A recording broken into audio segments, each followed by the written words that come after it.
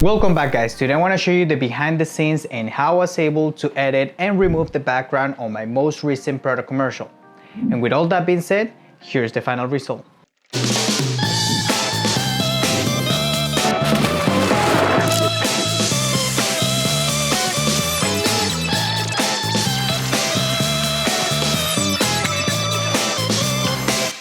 When shooting a product commercial, I always make sure that I'm using my CPL filter, which allows me to control the highlights reflection on my product. Then I proceed to cut my oranges in triangle shapes. For the first shot, I drop a single orange, then a bunch of oranges at the same time. Then we pour our drink in a container in order not to waste anything. The next thing you can see here that I'm having some reflection on my glass. So I went ahead and raised my light in order to avoid any type of reflections. And here's what it looks like. Next, I spray some water on my can in order to get that nice strip out of the can, but it wasn't looking that good. So I went ahead and placed a cup in order to elevate my subject, so it was easier for me to remove it in post. In order to get our orange floating, we will go ahead and place it on a sponge like I'm doing so. Just make sure it looks straight so it is easier for you to remove the background. And this single orange, I was able to use it in this shot and also in this shot. Next, I gotta throw my oranges in the air. Just make sure that they are in focus at the place where you want to throw them. For this part, I also sprayed some water on my cans and bump them to each other in order to get a shot that looks like this. Now let's go ahead and move to the editing process. The first thing that I do is to grab a still image of my background in order to keep it at all times. So when we remove our background, we're not left with just a black screen. I make sure to color grade my background as well in order to have the desired style that I want for my background footage. Then we will proceed to remove the background on my can. So I'm gonna mask this out individually because I wanted to test this out by masking it out, and the orange, we're gonna do it in After Effects. So I make sure that I mask out every single spot. If you see any missing parts, just make sure to adapt and move your mask to the desired place. Make sure you keep doing it until there are no spots left, so you don't show any part of the background. And we also add some feather into our mask. I then proceed to add an adjustment layer in order to color grade my can. I turned off my background layer so I'm able to color grade it easily. And you see that my layer is also affecting my background. So in order to avoid this, we will go ahead and nest these two together. By nesting them, we are applying the adjustment layer on my can only. So we keep the background just the way that it was. For the orange part, I actually used After Effects in order to do rotoscope, so it was easier for me to remove the background rather than do it by hand like I did with the can. So I was able to do it with rotoscoping and it was way easier. I wouldn't burn myself to do the orange as well, masking it by each frame. All right, so we start by double clicking our clip and we select this guy over here, which is our roto brush tool, and we go ahead and select the subject. And as soon as I select my subject, it automatically creates a mask of the subject itself. I move my time indicator in order to go ahead and fill all the spots.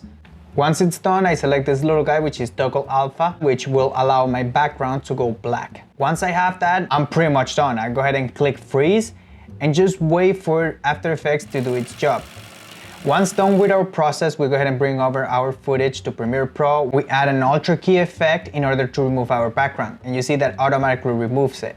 Now we're gonna soften our edges and we have something more smooth. I go ahead and apply some color grading into my orange real quick, and that's starting to look way better.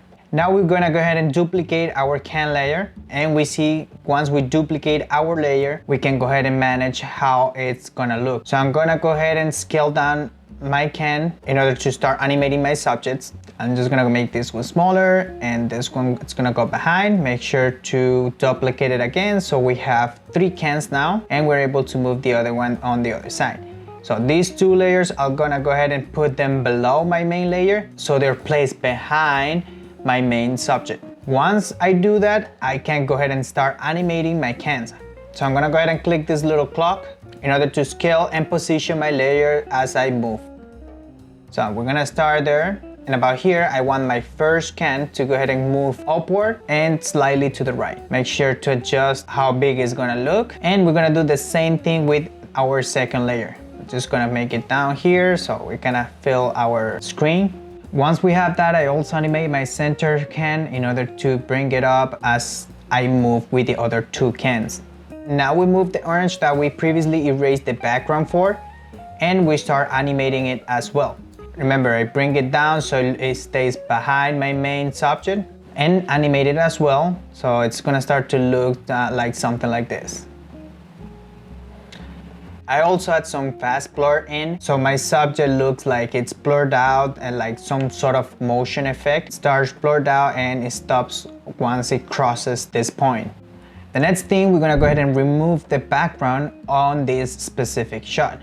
So as you can see, we go ahead and scale this up a little bit and we have a blue background. So that's really good that we have a blue background and we don't have anything attached to it. So we can go ahead and first reduce our speed to 25% because we want a slow motion on this part. Make sure to color grade it, and I'm gonna add Rec 709 filter, and then I start color grading my footage from there. Once the color grading is done, I go to my effects tab and add ultra key again. Since our base color is black, we're gonna go ahead and change the color to blue. And you see that we have removed our background successfully. Make sure to soften your edges, add some choke and contrast as well to make it look better when removing our background. We turn on our back layer to see how it's looking, and it's looking pretty good. So we go ahead and add it on top of our layers and we have something like this. So I just go ahead and make sure I scale it up to the place that I need it. I create a quick mask in order not to show any other part of the footage that I don't want to. And for the left side, I also wanted to add a orange floating. So I went ahead and duplicate my layer of the orange going up so I don't have to remove the background. I just duplicate the layer of the one that we already removed the background for. And I rotated about 227 to 26 degrees, so it's starting to look something like this. And after a few minor adjustments, it's starting to look really good. Now for the part of throwing the oranges, you see that I only threw the oranges on one side. So I go ahead and duplicate my layer, and now I go ahead and add an horizontal flip, mask this out so it doesn't interfere with my background layer. So I adjust my layer to the desired place, and I also scaled up my bottom layer. So once I scale up my bottom layer, move a little bit to the left and this one a little bit to the right, we start to have something like this. And that's pretty much it. I also made this one a little bit faster to 30% of speed, so it kind of starts dropping before the other one. So it kind of looks like this. Now for the final part that we have our orange rotating, we have removed our background, and I added this logo from Alani Nu from Google. And you can see that I also had a fast blur in to kind of go in focus after it passes this point. Alright guys, that is going to be all for today. I did have fun creating this video and showing you how I was able to edit it as well. And if you have any comments or thoughts about this specific video, let me know in the comment section. I will also be posting more videos on a weekly basis about filmmaking tips and reviews, or at least I'm trying to post on a weekly basis. But if you hit that subscribe button, you will know once I post these videos. Also, don't forget to hit that like button, it really helps the channel. Thank you so much for watching again guys, take care.